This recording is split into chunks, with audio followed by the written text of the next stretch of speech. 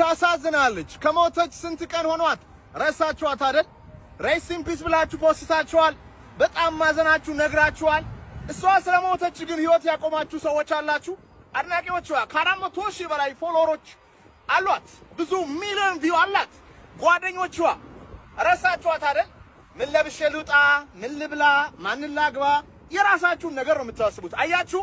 ስትሞቱ ትረሳላችሁ አንድ ሳምንት እንኳን አያስብላችሁም ለምን የሀገር መሪ ቢሊየነር ባለሀብትነኛ ሰው አትሆኑም ስትሞቱ ትረሳላችሁ ለራሳችሁ መኖር ጀምሩ ለፈጠራችሁ እግዚአብሔር መኖር ጀምሩ ምክንያቱም የማይረሳችሁ እሱ ነው እዚህ ምድር ላይ ስትሞቱ ትረሳላችሁ ቴክስት ያልመለሰችውም እንትና እኮ እንደዚህ ይለኛል አትጨነቅ ወንድሜ ስትሞት ትረሳል እግዚአብሔር ግን አይረሳህም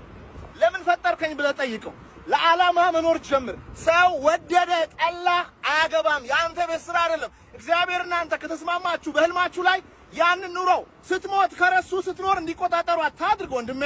ትረሳለህ አንተ ምንንም ትረሰኛለህ ሞቼ ምናልባት ይሄን ቪዲዮ ረቪት ልታየው ትችላለህ ረስተኸኝ ያ ብሮ የሚባለው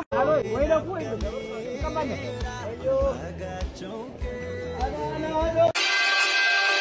አዶብራቲ wanti hundi hafe kannon to osode bitemal qaba jechuudhaan artist Andu'aalam Gosaa jechi inni dubbatee rifaatu uume Tibbana gamoo shanaffaa irraa kuftee du'uun ishee kan himame moodeliin Oromoo Qananii Addunyaa qalbii namoota hedduu cabsitee turte Qananiin yeroo dheeraadhaaf kaadhima Andu'aalam Gosaa ta'uun waliin jiraachaa kan turanii fi soomni akkuma ba'een wal fuudhuudhaaf akka turan mana murtii irratti ibsamee ture.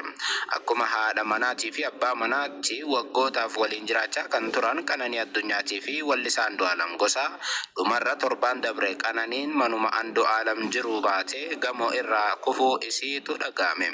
Battala isiin kuftetti lafaa kaasee hospitaala kan geesses wallisaa dhuma kana ture. Duuti Qananii bitootessa 2017 kan dhaga'ame yoo ta'u guyyaa sanarraa jalqabee haga har'aatti namoonni waa'ee du'a Qananii obsuu hin dandeenye dhimmi kun falmis aaris kaasuu itti fufeera fakkeenyaaf guyyoottan dabre osoo addaaniin citiin miidiyaa hawaasummaa TikTokii fi Facebookii gubbaatti hedduun namoota haqni Qananiidhaaf jechuun gaafataa jiru namoonni haqa Qananii Addunyaa gaafachaa jiran dhimmichi akka hin haguugamneef qorannoon poolisii dafee xumuramuun ummataaf ifa ta'uu akka qabus gaafachaa jiru dhimma kana waliin wal qabatee yeroo ammaa qorannoodhaaf waajjira poolisiitti hidhamee kan jiru wallisaa Andu'aalam Gosaa immoo jechi isaan dubbataniiru jedhamee fi miidiyaa hawaasaa gubbaatti faca'ee namoota hedduu rifaasiseera jecha gabaabaa wallisaan kun dubbatan sana jalqaba obsa Abdiisaatu maxxanse Andu'aalam Gosaa akkana jechuun dubbatan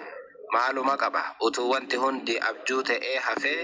qannoon koo qofti naaf deebite amanumaan dadhabe jechuudhaan akka dubbatan ibsame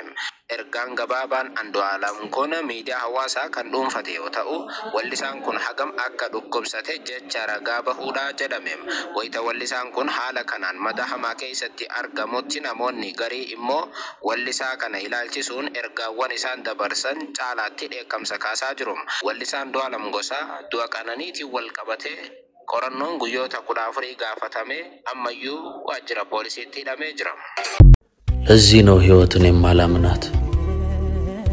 ለዚህ ነው መኖር የሰው ስም ብቻ ነው የምለው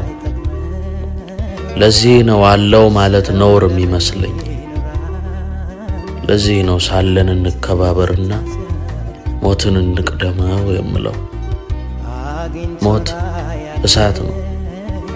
ያገኘውን ይበላል ሞት ጨለማ ነው ወደ አለመተያየት ያስገባል ወዳጄ ሳይጨልምብን እንተያይ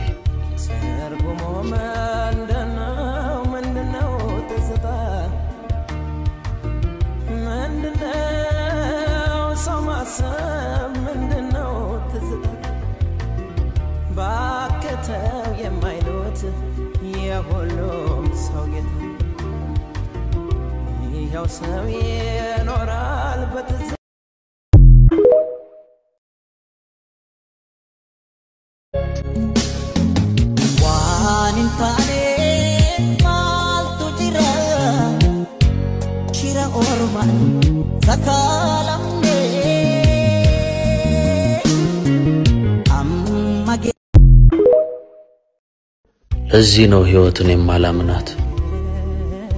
ለዚህ ነው መኖር የሰው ስም ብቻ ነው የምለው ለዚህ ነው